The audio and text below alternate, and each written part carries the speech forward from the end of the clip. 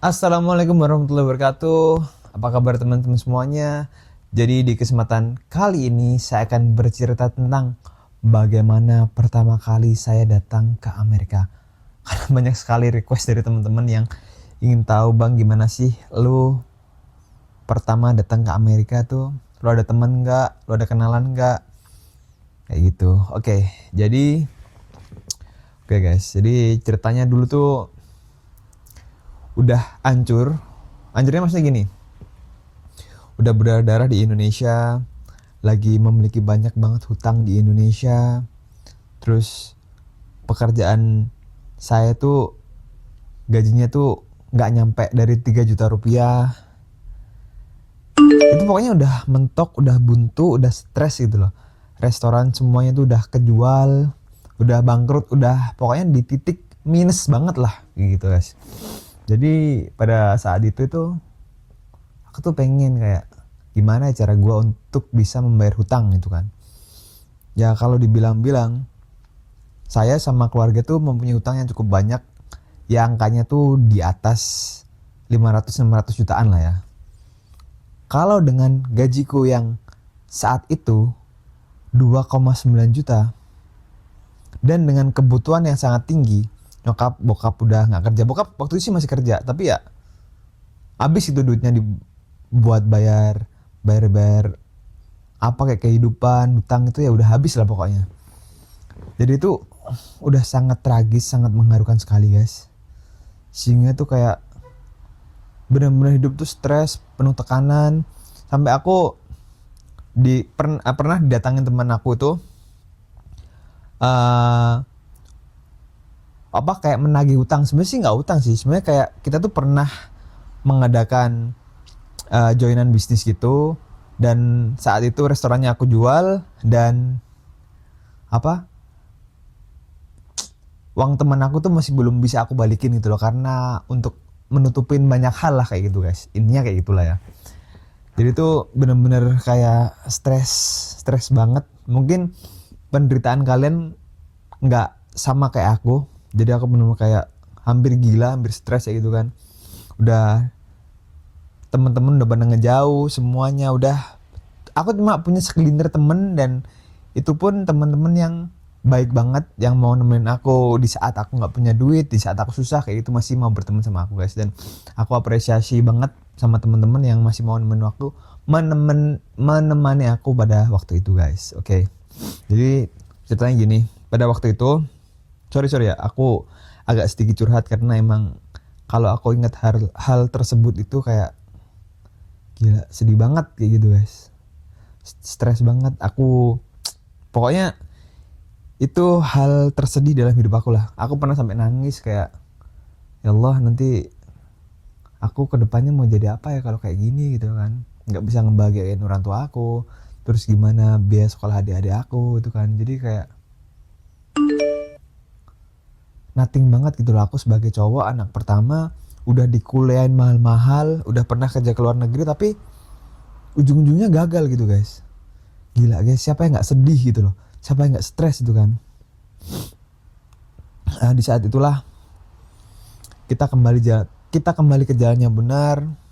Aku sebagai agama muslim ya, aku taat beribadah, aku sholat, aku ya pokoknya istilahnya kegiatan gue tuh nggak jauh sama yang di atas itu guys. Aku berdoa supaya dikeluarin lah dari permasalahan ini, bagaimana supaya semua hutang-hutangnya bisa terlunasi dengan cepat, gimana caranya ya.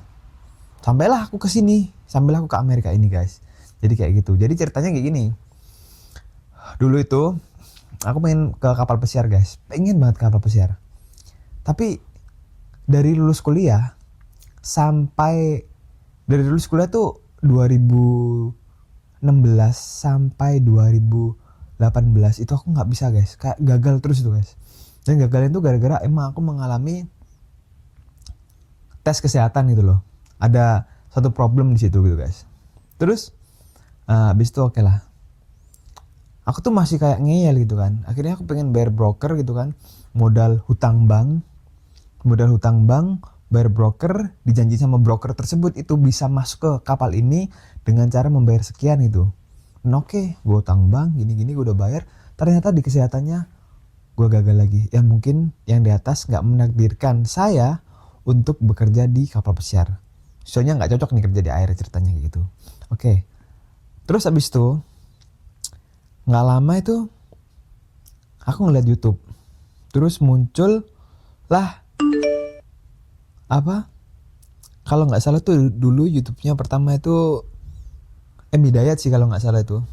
Dia bercerita tentang gaji di Amerika 50 juta. Langsung, gila gaji di Amerika 50 juta, gede banget. Terus bilang, terus kayak gitu kan. Aku cari, aku lihat, aku pelajarin kan. Terus aku bilang nih sama nyokap, "Mi, kalau aku ke Amerika gimana, Mi?"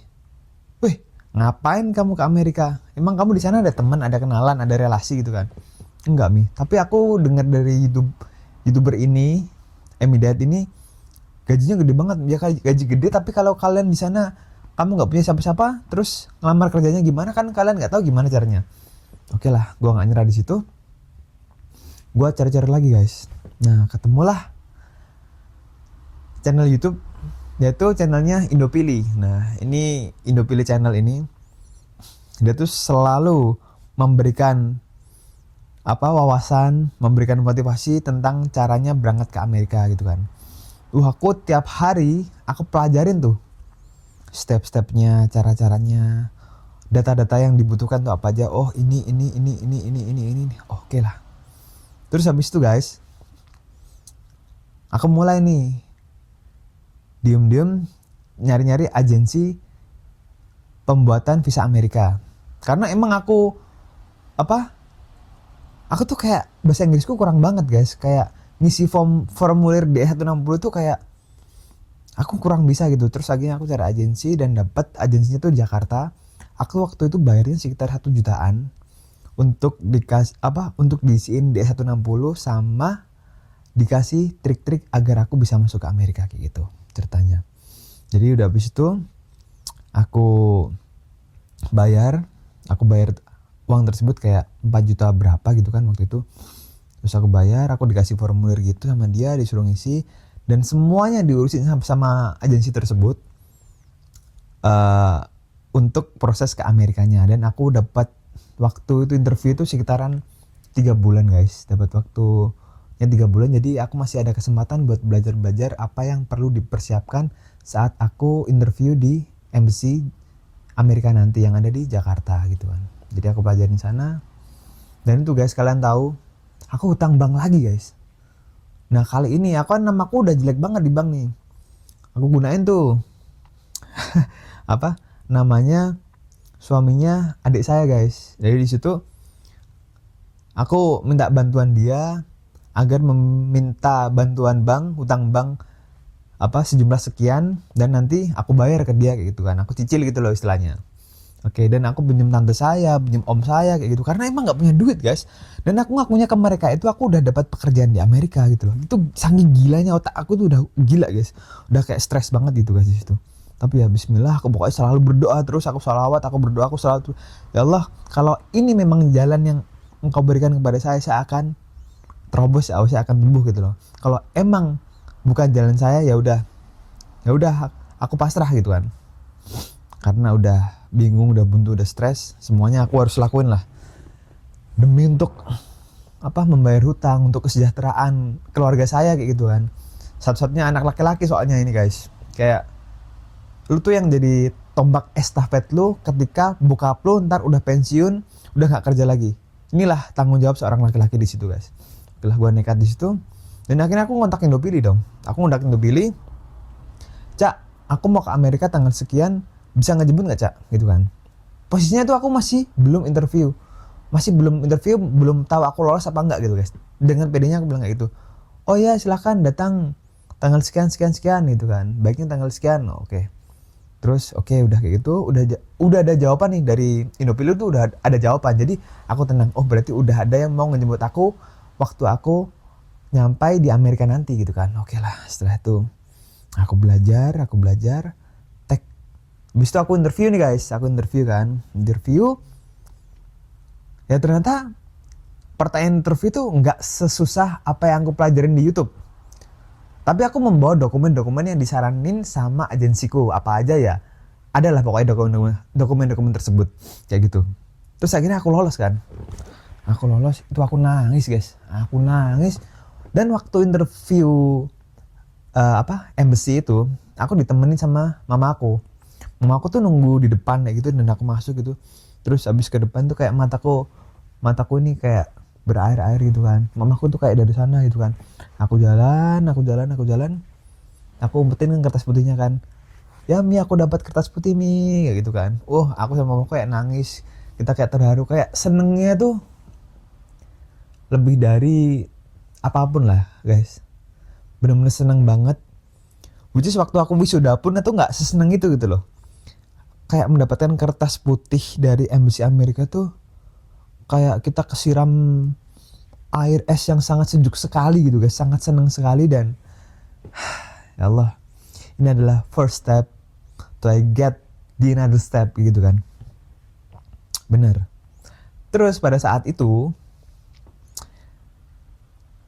aku nyari nih tanggal dimana tiket pesawat yang murah kan. Ternyata pada saat itu tuh nggak ada guys tiket pesawat yang murah. Paling murah kayak 19 juta berapa gitu kan. Ya udahlah.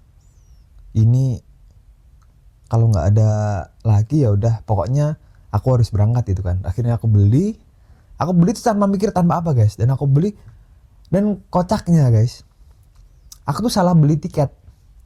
Jadi kesalahan aku pada saat aku beli tiket dari Jakarta menuju ke Amerika, itu aku salah transitnya di Jepang. Jadi dari Bandara Narita ke Haneda waktu itu kan. Aku landing di Narita, terus aku harus check-in lagi di Haneda gitu kan. Dan habis itu baru nyampe ke New York. Dan itu lu tahu nggak sih guys? Itu aku terperangkap di bandara dan aku takut banget. Di situ aku nggak bisa keluar karena bener-bener susah banget keluarnya dan orang-orang di sana nggak bisa bahasa Inggris guys. Dan aku tuh kayak pengen nangis itu guys. Jadi aku kayak di bandara itu cuma ada transit selama 4 jam. Bayangin, transitnya 4 jam. Dan aku kayak di bandara itu muter terus nyari orang yang bisa bahasa Inggris dan aku nggak nemuin itu. Dan akhirnya di terakhir tuh aku ngomong sama orang, tapi orangnya tuh pakai kayak translator gitu loh. Translatornya kayak mesin gitu kan. Dan akhirnya mereka tahu apa yang aku maksud dan akhirnya mereka mengarahkan aku gitu guys. Dan itu kayak di last minute gitu, aku bisa naik kereta bandara dari Narita ke Haneda dalam kurun waktu tuh sejam guys. Dan ketika aku nyampai di bandara Haneda, itu pesawatnya kurang 15 menit lagi akan terbang. Dan lu tahu apa yang terjadi ketika gue check in? Hi, I want to check in for this ticket.